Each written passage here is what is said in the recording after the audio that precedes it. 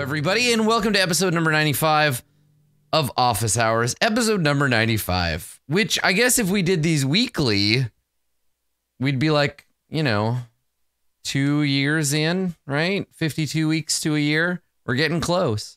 Thanks for coming. Hello and welcome. And if this is your first episode of Office Hours, or you need a refresher on what it is that we are doing here, well, we're going to talk about role-playing games. Now, originally, and I bring this up because I had somebody ask me this on Twitter, I think 2 weeks ago or so. Originally, this was a strictly Game Master related show, right? People would submit questions and they would usually be about like how to work better with their players or how to implement their game better or whatever. But we started getting some design questions, which I've answered a few of those. We have a couple of questions about how to be a better player. Honestly, it's just become a general kind of RPG conundrum discussion space, which is, much harder to sell than it's a GM advice show. So welcome. Hello. Sit down. We're going to talk about role-playing games. And the way that we're going to structure today's conversation about role-playing games is the same way we do every week. I've picked three questions from the submissions for every week. So if you have a question as I go through today, if you're like, none of these questions quite cover what I want to talk about, perhaps in a future episode, I'd like Adam to talk about the thing I'm concerned about, you can do that. So you can just use the Office Hours command in chat, or you can go to www.adam-koble.com, click on the Office Hours link, fill out the form, record your voice if you'd like. If not, that's okay. I can read your question for you. And then every week we answer 3 questions, or we discuss 3 topics as related to role-playing games. Now, because most of my RPG experience is making RPGs, selling RPGs, performing RPGs on Twitch, and doing all of that from a game mastering perspective, that's usually kind of where we come at the topics, right?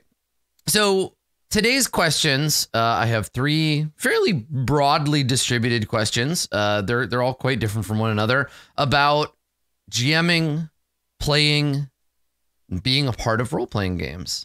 So let's get started. Let's begin at the beginning. Let's start with question number 1, which comes to us from Celadon Cistern.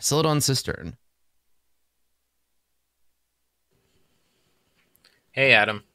So I do this thing for my GM prep where I'll hoard cool images and artwork I find on the internet into a big folder, which I'll then search through whenever I want to come up with a new environment, encounter, NPC, or whatever. Sometimes I'll find images that are exactly spot on for what I'd want to describe to my PCs. Other times the images are just used for my prep so I can get a grasp on a concept. I've noticed that in certain circumstances, you will show your PCs a picture of things like a particularly hard to describe monster or environment, but most of the time you will just describe the scene or idea verbally. My question is about how you navigate using an image or artwork to convey a concept, or whether you leave it to theater of the mind. Part of me thinks it's nice to have a concrete foundation for the PCs to all envision the scene, but on the other hand, I feel that there is some merit in each PC having their own uniquely imagined perspectives, much like reading a book. So when do you supplement your descriptions with images and why? And what are your thoughts on using auxiliary media while you are GMing? Thanks. I love this question because I don't have a clear answer for it. I think it touches on what the fundamental experience of playing a role-playing game is, and then extrapolates out from there. Because ultimately, a role-playing game is about taking what's in your mind, right? What you're envisioning, and putting that thought in someone else's head, right? It's getting them to imagine using whatever imagining paradigm they have, whether they visualize or they think about sentences or whatever, however they envision the universe, the shared fiction, right? That's what we call that thing that we're describing, the shared fiction. It's getting it to look in everyone's head more or less the same, right? Like if I say you walk into a room, the room is square, there is a table in the room, there is a window on the wall. What do? Not knowing what wall the window is on, not knowing where the table is, how tall the table is, how big the room is, might affect your ability to envision that room. Now, if I say to you, you walk into a room, the room is square, the walls are made out of Jell-O, there is a table, the table has a human face, there is a window and the window is gushing water into the room. Now you understand you are in a much more surreal environment than if I had said functionally the same thing minus some of that detail. Now, the challenge here, and the reason why I think that there is kind of conversational tonality in a role-playing game, that idea of I describe something basic, you ask for further detail to help understand your envisioning of the room, I give you that detail, and together we come up with a shared hallucination of a room that doesn't exist, with a table in it that doesn't exist, made out of objects and things that also don't exist. But the problem is, right? The problem is that sometimes what I envision and what you envision are very different, right? For example, I bet you if I asked JP to describe Berg, I would get a different image of Berg than if I asked Dan or Zeke or Max, right? Which is weird because you think about those characters so often in a game that you build up your own idea of what they look like without being constantly reminded. And so instead of building up something that gets more and more specific, we tend to deviate away, right? That initial description sets the starting point, but the longer you go and the more fiction occurs in a space, around a character, around a piece of action, whatever, the more your mind tends to deviate and the deeper those deviations become. For example, if I describe my character in session 1, by the time we get to session 10, things have changed. My character is maybe wearing different clothes. Maybe I have different scars than I started with, but you might not describe them to yourself in your mind the same way that I do. This is true not just of characters, but of anything that the players interact with in the game. And one way that we solve this is with concrete objects, right? So it's very different. I'm looking around for objects in my room. It's very different. I don't have anything to grab, but the thing is, like, let me describe, I'm going to describe an object. Okay. So it's a can, it's a metal can, and it's silver, and it's got two kind of beige streaks down either side, beige lines like columns, and the columns have writing on them indicating what's in the can. Now you're imagining something that I'm looking at, but I guarantee that based on the information I just gave you, you're not envisioning exactly the can that I'm looking at, right? This is the can in question. Silver. It's got some kind of beige columns on it, right? Now, the easiest thing to do here would have been I could just show you a picture of that can. And in some cases, that's the best route to take, right? But I think that can be constraining. I think that while our goal is ultimately to create an even playing field that we can all operate from, I think leaving some wiggle room allows us to think differently about the spaces that we're in, the characters we're interacting with, etc. I think once you place an image in front of someone, you can then no longer deviate from it. There's no more room for change, right? If you say, this is what an orc looks like, and you put a specific picture of an orc, the players will now create their fiction around that specific thing, even if you didn't actively think of features of that thing being relevant. So for example, if you show them a picture of an orc and the orc happens to have a diamond necklace on, they're suddenly going to want to steal the necklace, grab the necklace, use it to fight them, compliment the necklace, right? That is suddenly important when maybe that necklace was just something that the artist threw on the character in the art to spice it up a little, right? The problem with having these concrete images is that suddenly there is no more room outside that image. Let me give you another example. Frodo Baggins. Frodo Baggins. Did you just think of Elijah Wood, or did you think of something else?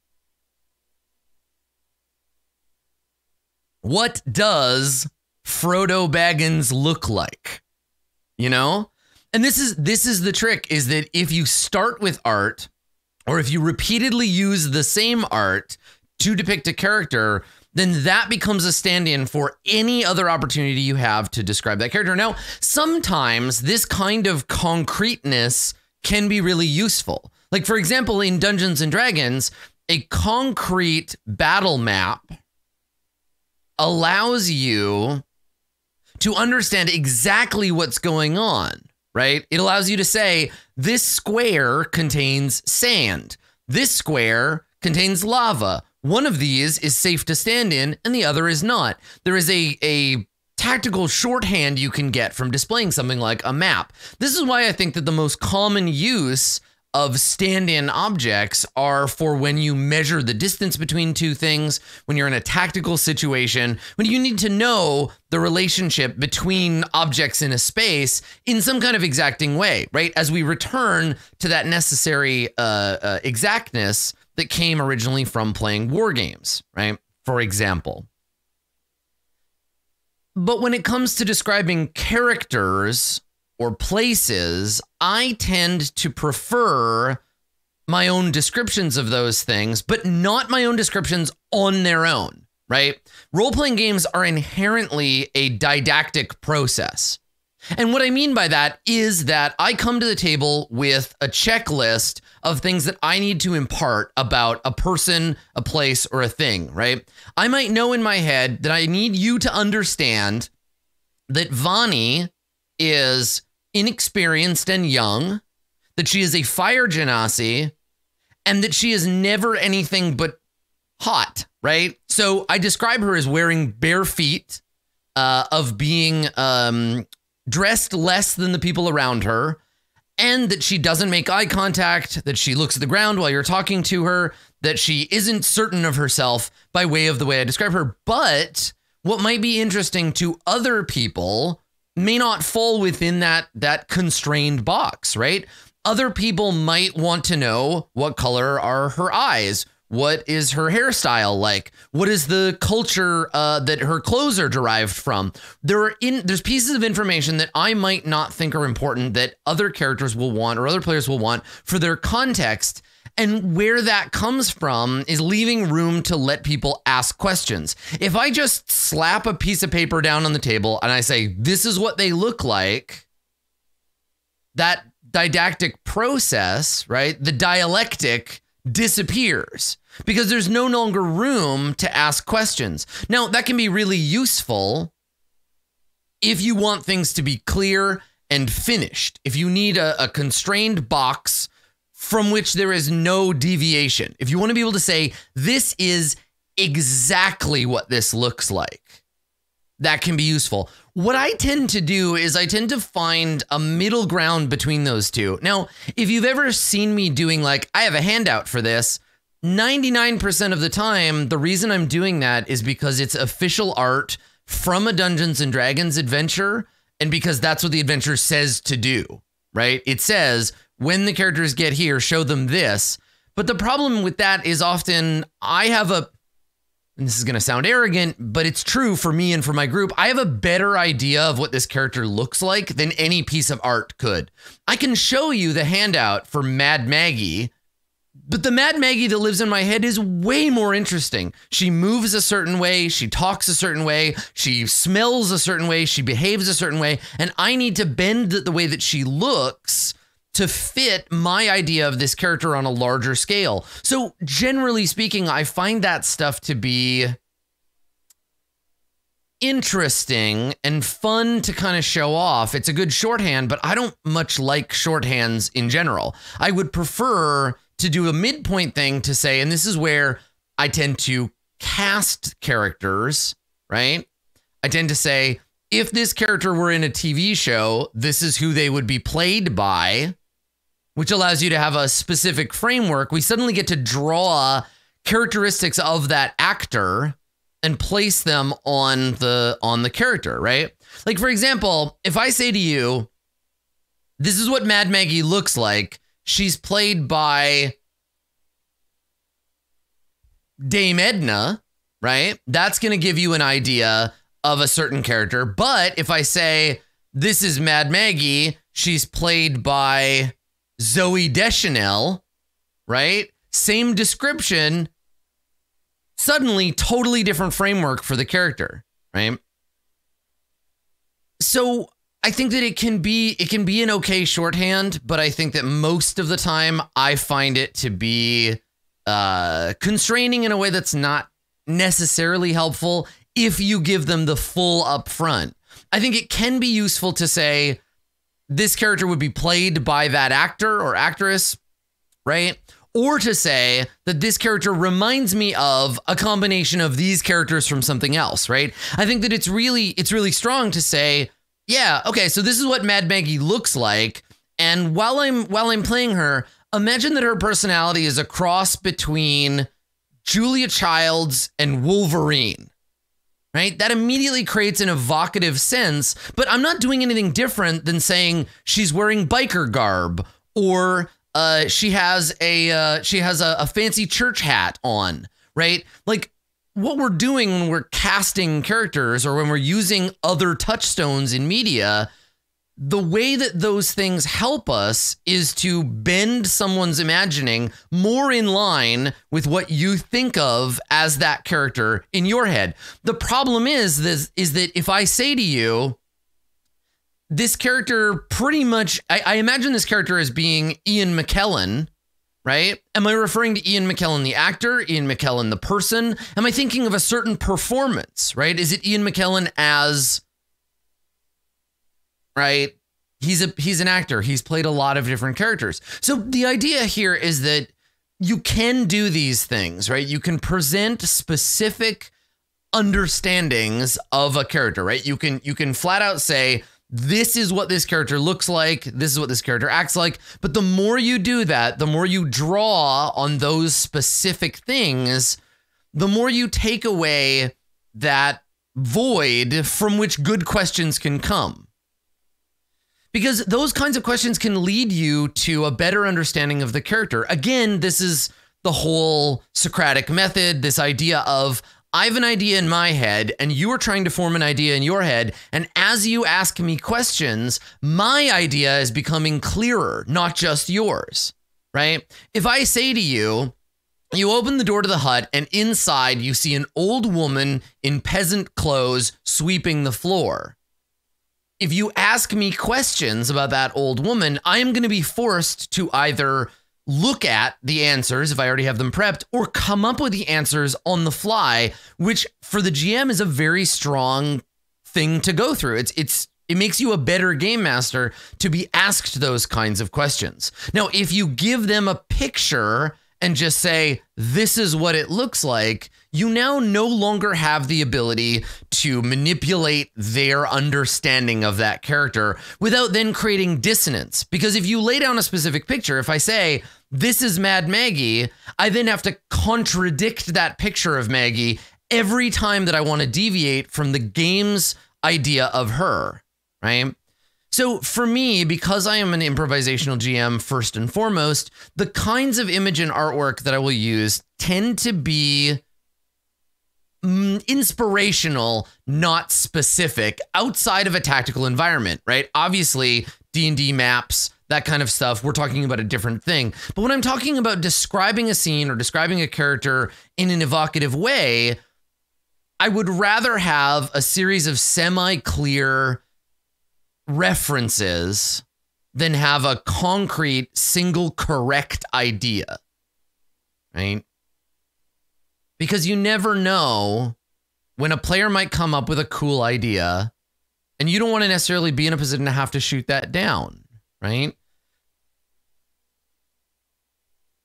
The thing is that you're never going to find art that matches your vision perfectly unless you yourself are an artist making that art, right? The token isn't ever going to quite match the monster. The map is never going to be exactly how you envisioned the battlefield, but these things are a stand-in. They are a play aid. They're not meant to take away your imagination altogether, right? Like when you, okay, let's reframe this as a question about a board game. when you are playing a board game, and I ask this not as a rhetorical question, but as a very particular, very specific, think about this. So when you're playing a board game, let's say you move a bunch of your orcish troops into the elvish homeland, and the elvish player and you have to fight. And they have griffin riders and they have elvish lances and you have orcish berserkers. As you're rolling the dice and as you're checking the tables, are you imagining what that battle might look like? Are you envisioning elves and orcs going to battle, right? Because I bet that there's some part of your brain, and I think this is just, it's like apophenia, but not quite. It's the brain's need to turn things into a narrative, right? And I think that's something that gives us the ability to play role-playing games at all, right? I think we do this all the time. We look for patterns. We try to imagine things. We try to look for narrative within the events that we are being presented with, fictional or otherwise. Right. So I think that no matter how much maps and tokens and effects and music and immersion that you put into your game, your vision of the game, even with all that, is still going to deviate slightly. Right. Even if I show you a picture of Jander Sunstar, you might envision a slightly different Jander than me the further we get away from looking at that picture. Right. Now, it's going to depend on your personal style. I think that it can be fun having a rogues gallery to choose from for characters. But personally, for me, I think it's more restrictive than not using specific images. I've done it in the past, and I just haven't found that it's that valuable outside of a specific tactical situation, right? I'd rather let the players, and for me, let the audience have their own imagining of characters. And it's quite interesting because from a streaming perspective, obviously, you know, I can't just go grab any random piece of art and put it on stream, because then I'm using somebody else's art without permission. Now, we can bend this a little bit, obviously, with a game like Jay Speller and Must Die, using magic card art. Probably okay, you know, using an official adventure, using the art from that, that's okay. But for, you know, Court of Swords or for Far Verona, I'm limited in what I can display on stream because, you know, I don't want to get us in trouble. So, you know, obviously that's not something that's going to affect a home game, but something to consider if you're just Googling inspirational art and you're throwing it up on your, you know, Roll20 and you're streaming your game.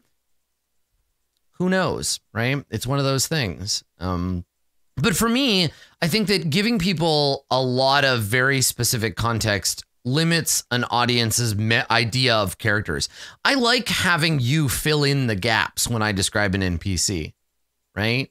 No, it does mean that sometimes I have to be more specific about certain things because I want people to envision characters in a certain way. Like if you envision any character in Court of Swords as being a white person, I need to describe better to guide you away from that, right? I have certain things that I want to get into your brain, and those things are a priority for me, right? So I always try to describe characters in a way that will help impart what I consider to be important, but then the players and the audience will ask me questions, and that allows me to imagine the characters differently and helps me get a better understanding of the characters and the situations in my game.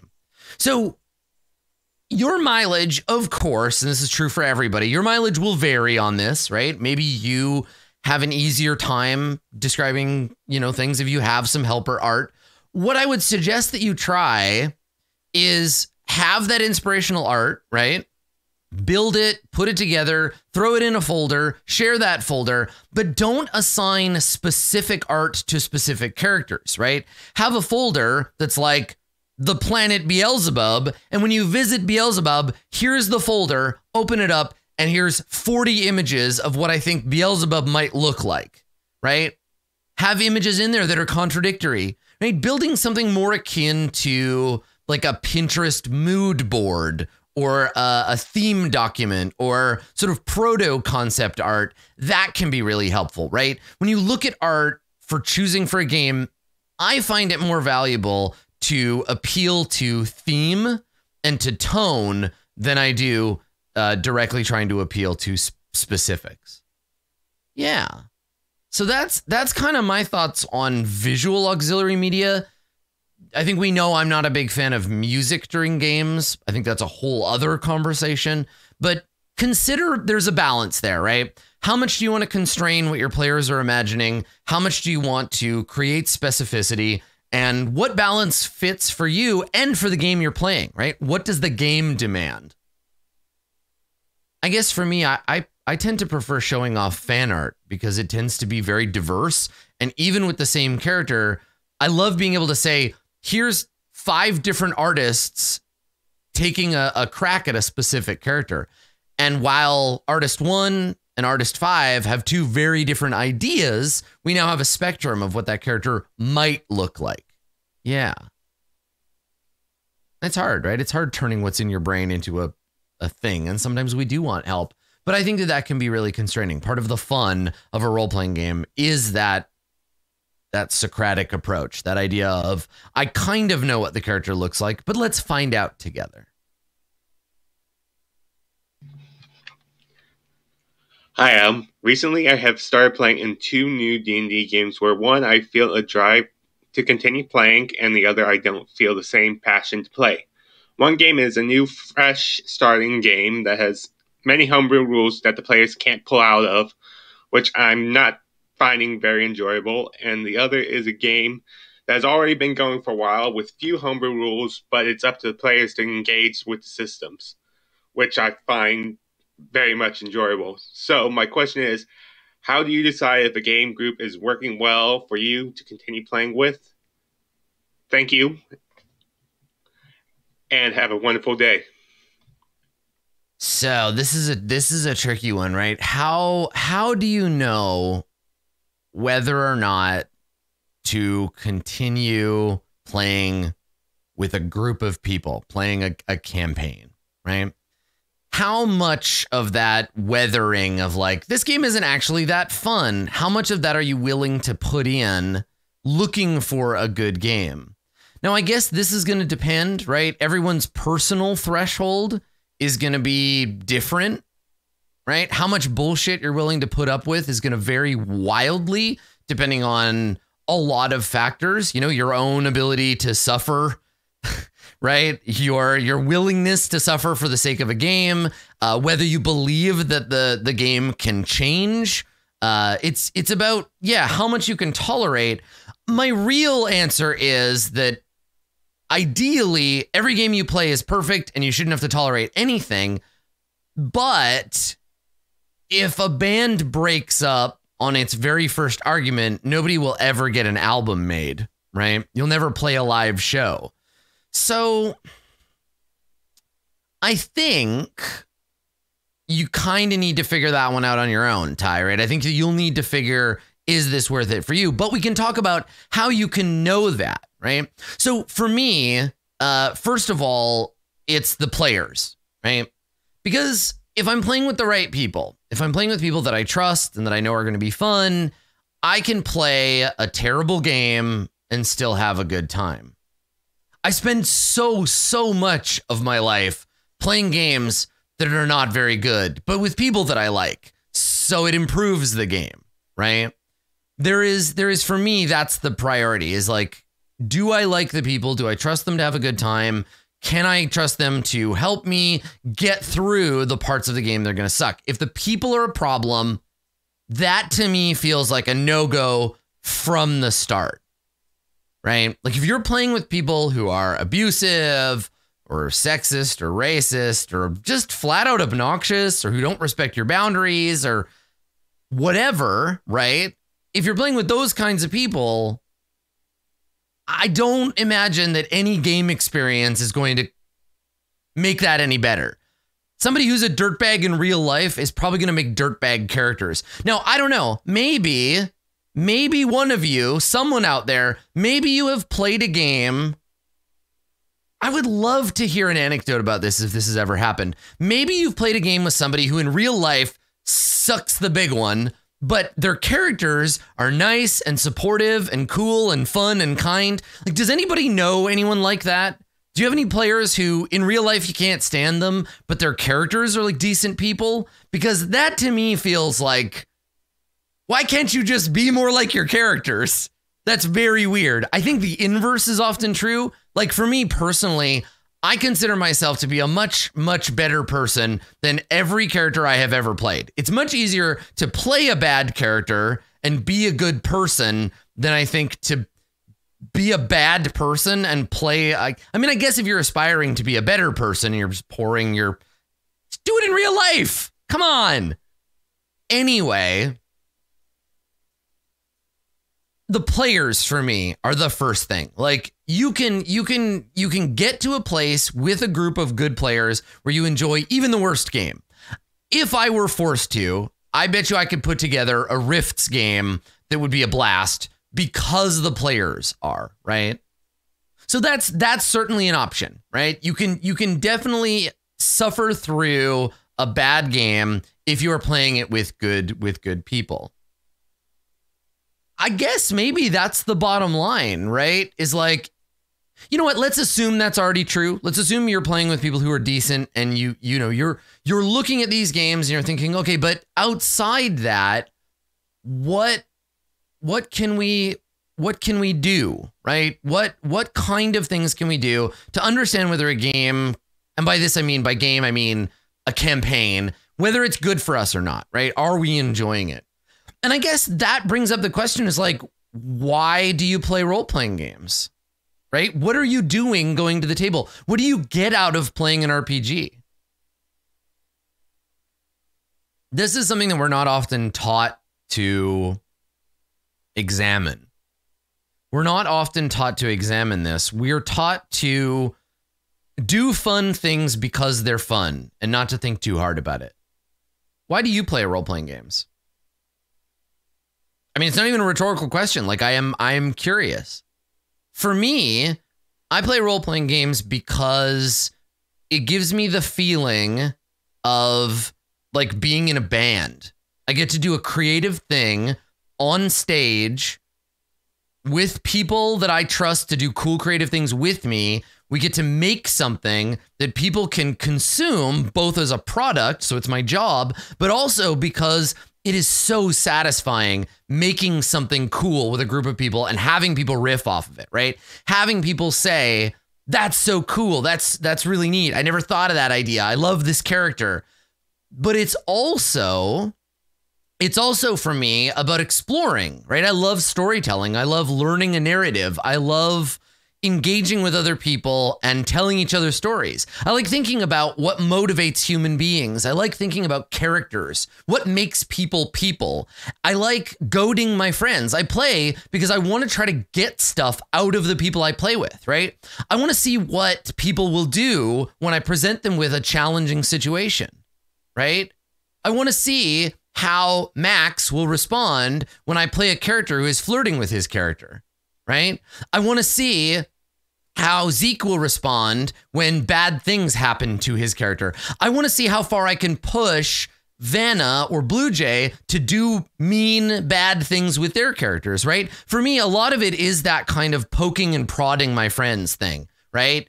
That's why I love games like Burning Wheel so much, because when somebody that I care about and trust makes a declarative statement about the reality of the universe, I like being able to say, what if I do this? Then what? What if I do this? And again, it goes back to that using questions to understand the people around you, right? That feeling of interaction in a kind of like learning sort of way, right? And I love that. That's why I play. I play to learn about my friends. I play to learn about what we think of people. I play to ask questions about reality, right? Like, what is more important, love or loyalty to a cause? What is more important, loyalty to God or loyalty to your friends, right?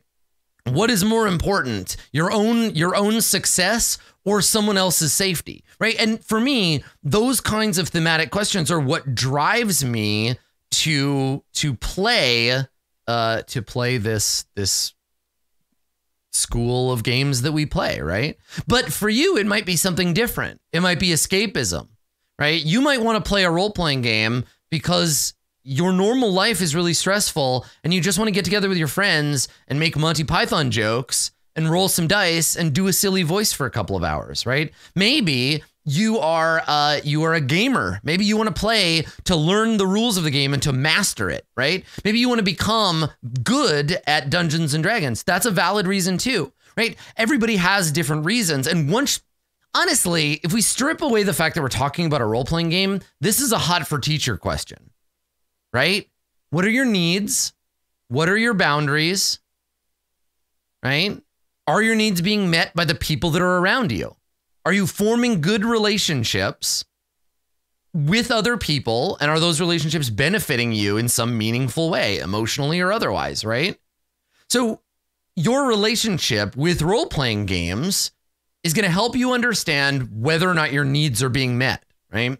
And that's how you can figure out whether a game is worth playing. And it does take a lot of self-reflection. Because as with relationships, while your needs might not be getting met today, do you anticipate them being met in the future, right? Can you see a future where you're getting what you want? And this might require time or patience or expertise to get there, right? For example, the first couple of episodes of Jace Beleren Must Die, what I wanted was to learn whether or not these players were people that I would have a good time playing with, right? My priority at the beginning of the game was just feel out what the group is like so that we can have see if we can find out if we can have a fun time together. My priorities now with that show are to create a space where everybody can just kind of goof off, but in the right direction, right? So that we're goofing off in a form that makes a good show. My role in that group has shifted dramatically, just like yours will over time with the groups that you're in. So somebody asked in chat as this question sort of first came up, and I thought that this might be worth discussing a little bit, but how do we, once we've decided that a group is worth playing with, it's easy to stay. You just keep playing, right? But once you've decided the group is not for you, how do you extricate yourself from that situation, right? How can you get out of assuming that you'd like to keep these people as friends or maybe future gaming partners, right? Maybe you don't dislike them as people, but you just don't want to play anymore with this particular group, right? So if that is the case, how do you navigate out of that group?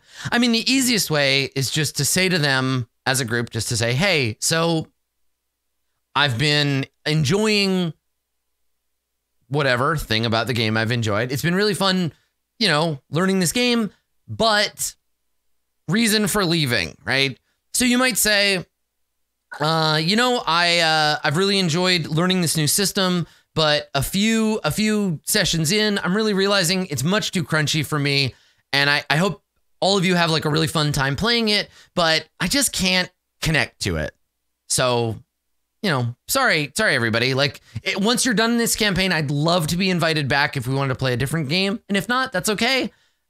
I'm also playing this other campaign. And if anybody else has room in their schedule for another game, maybe come and play that. But I'm not trying to pull. If this is the thing, if you're just playing with people who are strangers, right? If you're playing with people who you're not deeply connected to them and it's the only interaction you have, I think it's totally reasonable to just say, hey, everybody, I hope it's not too disruptive, but I'm going to have to back out of the game. Not really having a good time. Thanks for the sessions. Period. Right? Because I guess the thing is here is we're talking about this as if there was a moment where you just said, fuck this, I'm out. There's granularity here, right? It doesn't always have to be, I'm sick of this, I'm leaving. You could try to suggest things to make the game more comfortable or more fun for you that wouldn't, ruin anybody else's fun. So for example, you might ask to check in. You might say, hey, at the end of this session today, can we take an hour? Can we take 30 minutes? Can we talk about the game? And then during that conversation, instead of saying, I'm quitting, see you later, you could say, here are a couple of things that are bothering me about the game. Is anybody else feeling this? you might get a couple of other people saying, oh yeah, totally. I've also noticed that we're all having that same problem. Now, you might also have people say, nope, it's just you, in which case you might say, okay, well, maybe I'm not a good fit for this group. Honestly, I know that it's hard to break up with someone, and it's hard, especially to break up with like 4 people at once, but it's better to do that than to continue having a bad experience with a game, right? So if you're not having fun, I know it's sad to be like, damn, I'm only in 1 or 0 role-playing game groups if I leave this group, but it's not like the common advice of like any pizza is okay pizza, you know? Bad gaming is worse than no gaming at all because it's going to damage your love for games in general, right? Having repeated bad experiences, it's gonna degrade your good feelings for that kind of experience. Like, think about it this way. Let's say you really love riding your bike, right? You ride your bike every day. You get on your bike, you love your bike, you ride it uphill, you ride it downhill, ringing your little bell, you know, having a great time. But then you get hit by a car, right? You're riding your bike one day, somebody hits you with their car. You're not killed or anything. You recover, but maybe you're going to think less fondly about riding your bike, right? Maybe you're going to have trauma to deal with before you can ride your bike again. Maybe you're going to try riding your bike and it's not going to feel as fun, right? In this case, playing Dungeons and Dragons with a group you're not enjoying is stepping into traffic. You're actively harming your ability to enjoy playing games because you're accumulating a bad experience, right? In this case, you can avoid getting hit by the car by just saying you don't want to play in this campaign anymore. Thankfully, the internet is full of people who want to play role-playing games. They're everywhere. There's more and more of them all the time. And while online it is hard to find a group you can click with, it's much better to be able to bail out early and retain that hope that you can find a group that's a good fit. Because a group that really fits well together is fantastic. So, yeah, if you want to play with a group at home, you got to put in the legwork. You got to go to game stores. You got to check message boards. You got to do the thing. You got to find the group. You got to accept that probably you will not have a good time playing with every single group, but you might. This is what I do. Play with a group. If it's not for you, note the players that you did have a good time playing with. Put them on a list in your brain. Keep trying. Eventually, you will have a list of people where you're like, all right, I liked playing with player A and B from this group and player C and D from that group. I'm going to email players A, B, C, and D and be like, hey, y'all, I'm starting a new game. We played together in these other groups. I was wondering if maybe you'd like to join me for this other game I'm starting because I liked playing with all of you and maybe you're all going to like playing together, right? This is why I like going to like game meetups, or I used to when I still had time, going to local game meetups, doing one-shots with people and being like, yeah, okay, you, and you, let's get out of here and let's start another group elsewhere that meets weekly, right? So those are things that you can do to find groups, but ultimately it's totally okay to say, I'm not enjoying this. I don't want to be a part of this group anymore. Thank you for the experience, right? Thanks for the time, but I don't want to play with this group anymore. But also keep in mind, you can build your own Avengers, right? You can choose the people you play with and you can try and mix those together. And every once in a while, you might find people that you play with for years, right? So for me, I had an Apocalypse World game. I'll give you my angle in on it. So I knew Andrew prior to Story Games Vancouver. Story Games Vancouver was like an RPG meetup. So I knew a few people. I knew Avery and I knew Andrew. And Story Games Vancouver started, and I went and I met a group of other people there, right? I met Johnstone and Daniel, and then Avery, Johnstone, Daniel, Andrew, and myself started an Apocalypse World game outside of that space, right? And that became a long-running group, and we played a bunch of other games together. We played Tech Noir, we played Burning Wheel, we played Monster Hearts, and we did all of those things together as a group because that group formed from the alchemy of a meetup with like 40 people in it, right? So building a group and creating that game set, those people you want to play with over and over, it takes time, right? Just like any relationship. So I suppose get out there, try playing with new people, bail out before you get too invested in a bad experience, be casual until you find the people that you want to play with consistently, and then play with them as consistently as you can. And that's the best anyone can do. And I think all of that stems, Ty, from having a good understanding of what you like about playing role-playing games, and are you getting what you need? Are your needs being met by the groups that you are in? If it sounds like dating advice, it literally is. That's it. It literally is that thing. That's exactly it. Yep. Yeah. So I don't know. It's funny because I hate dating, but I think taking a dating style approach to role-playing games is actually pretty cool. You can see me do it all the time, right? And I fall in love with players.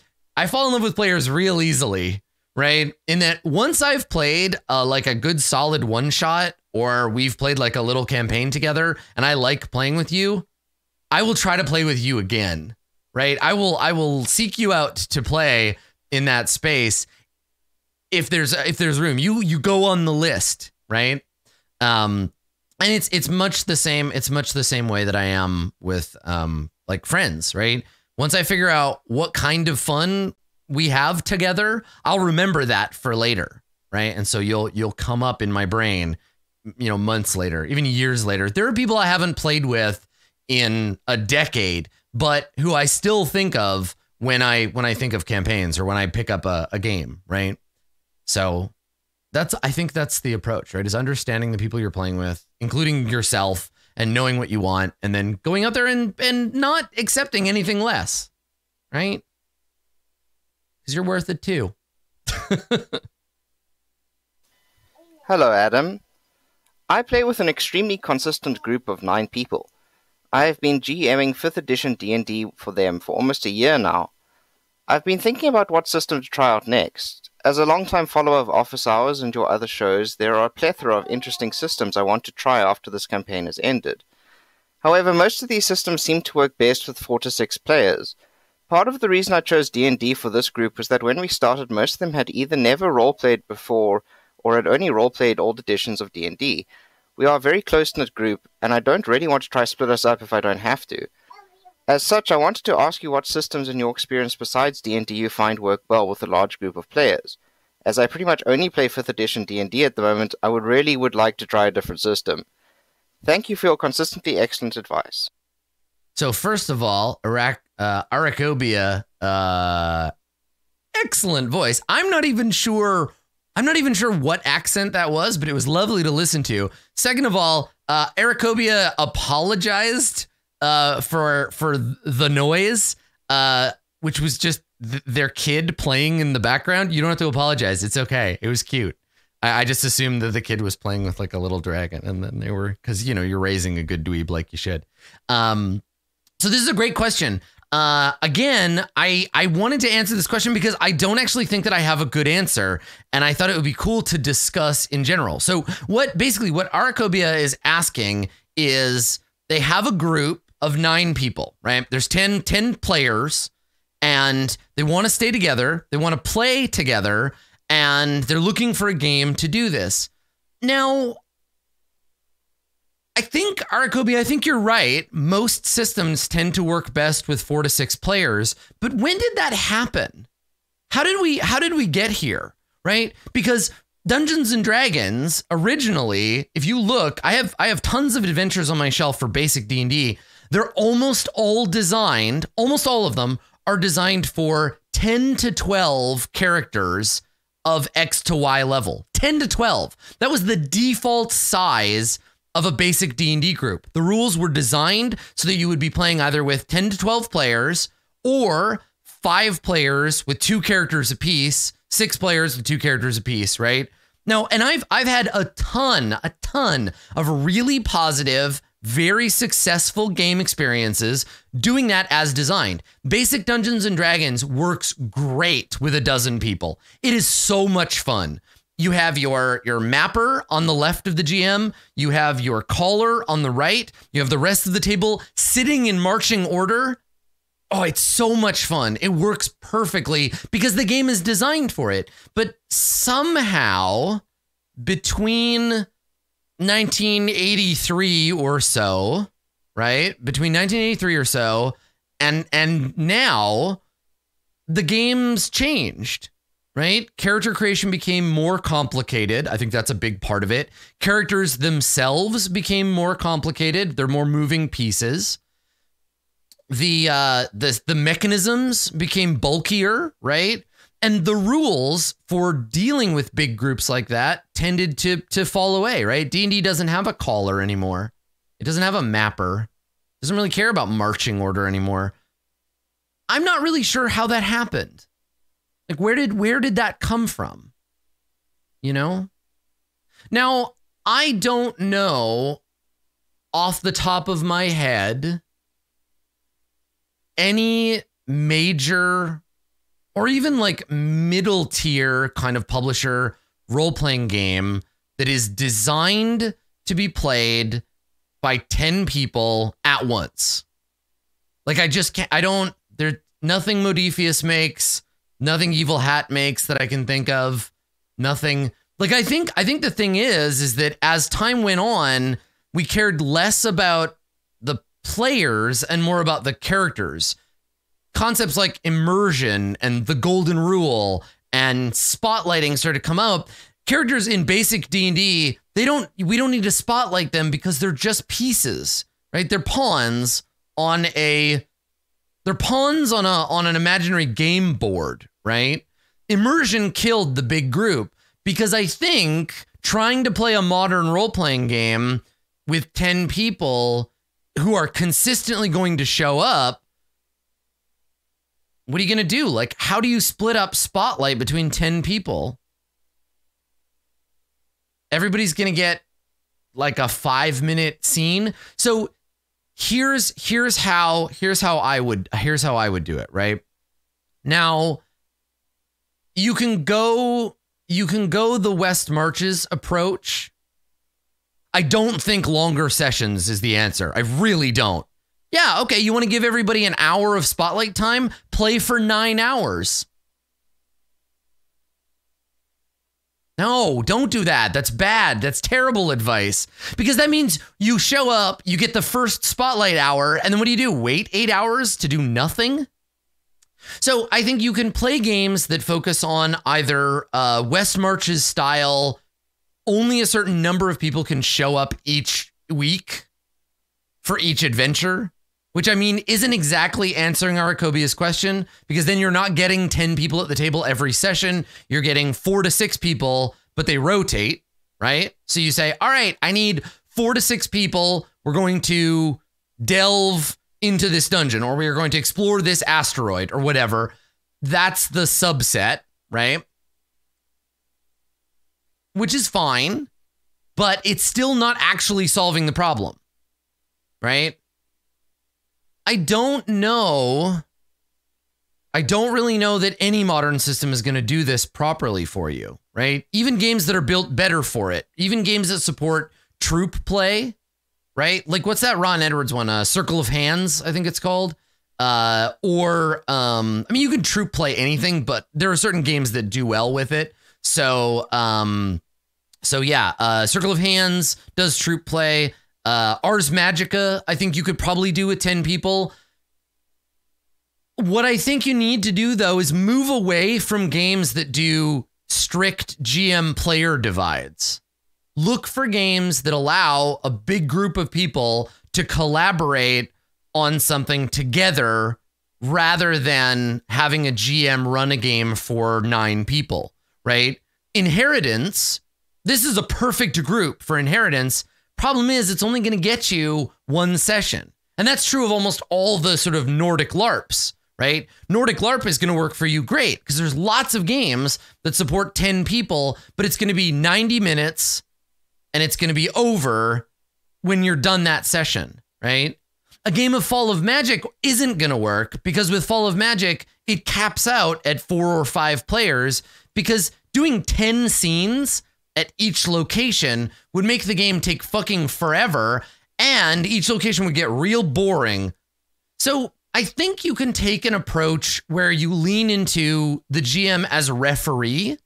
So I could theoretically see if everybody was deeply bought in, willing to take probably like an hour or more at a time doing nothing, and you relaxed the table rules a little bit, you could play a game of Burning Wheel, or you could play a game of Song of Ice and Fire, or something that is focused on PvP, where the GM is not really there to provide challenges, but to create opportunities for the characters to butt heads with one another. But again, very, very challenging to do. And in a way, what you're really doing is asking everybody to take director stance, and you're just there to mitigate conflict. You're really acting more like a Mind's Eye Theater LARP GM than you are like a traditional tabletop GM, right? But there has to be that buy-in. I think it's an ambitious project, but you could absolutely do this where you say, okay, half of you are House Banana and half of you are House Butter Dish, and you are at war, right? The 2 houses are at war, and you're also trying to barter with peace. You're trying to have peace. So each of you, Banana and Butter Dish, each of you has house goals, but you also have personal goals. And maybe your goal is you want to marry the heir of the other house, right? So in that case, the GM's job is to move around and say, okay, the camera is on this group. And while the camera is on this group, right, we're having a secret meeting at House Banana. If you, House Butter Dish, if you want to go and have in or out of character conversations in another room, go for it. I trust you to reward yourselves accordingly and to remember those things. Somebody take notes and then come back. You can kind of run this by giving over authority to the players to sort of GM themselves, or you can split your group and say, I am the House Banana GM and you are the House Butter Dish GM, and there are four players in each house, and there are 2 separate games that are part of the same universe, and then we mix and match, and we're all playing in the same house. We're going to play in the living room, you're going to play in the basement, and if we need anything, I'll come and cross over with you. I think you just need to be flexible and get buy-in, right? Take this question, right? Take my advice, right? And take it to your group and sit down with your group and say, listen, if we're going to try to play a game that is just, I'm the GM and you're the players and I have to jump the spotlight around, you're going to fail. It's going to suck to some degree or another for everybody. But if you sit down and you have a session 0 that maybe lasts several sessions, and you talk about how can we bend this concept to fit our group, right? Can we choose a game that fits the group? Can we choose a structure for that game? And how many GMs do we need, right? So don't think about it as your only option being you running the game for them. Find another GM, run 2 connected games, cross those games over, right? Be like, okay, so today, Barry is an envoy from House Butter Dish, right? Lord Barry Butter Dish is going to come over to House Banana, and he's going to have a secret rendezvous with Beatrix Banana, and we're going to have, so I'm going to borrow Barry for this session, but while Barry is visiting House Banana, Beatrix's uncle, right, Beauregard Banana, he's on a secret mission to House Butter Dish to try to undermine, I'm running out of B names, but he's gone over to this group. So you can mix and match your players, right? Shuffle them up, move them around, but it's all the same universe. It's all the same campaign, but you're moving the players around, you're changing those things. They're in competition, but you want to give them commonality. What you're going to end up in a group like that is a very complicated web, but your job is no longer to create conflict in and of itself. Your job is to frame scenes, help people push their beliefs, and ask interesting questions. And in that way, you're playing a lot more like a facilitator from inheritance than a traditional Burning Wheel GM. So I think it's possible, but the real answer here is to come up with a framework, right?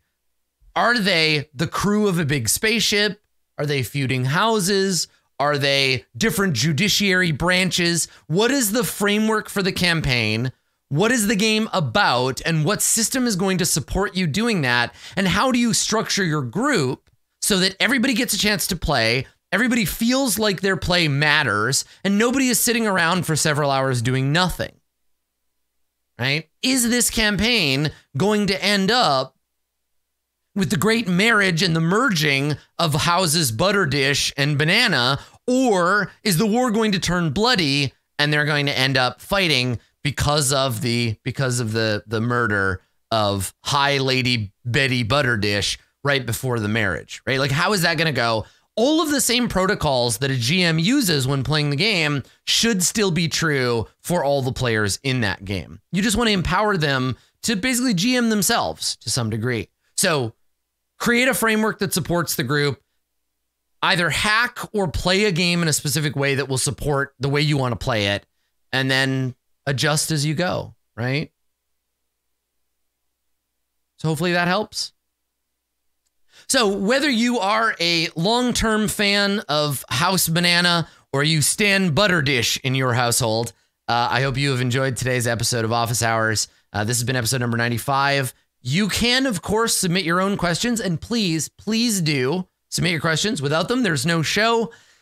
At www.adam-koble.com. Click on the Office Hours link, fill out the form, submit your question, and in a future episode, we will answer it, and we will talk about role-playing games once again. Thank you so much for coming, everybody. We will see you next time for another episode of Office Hours.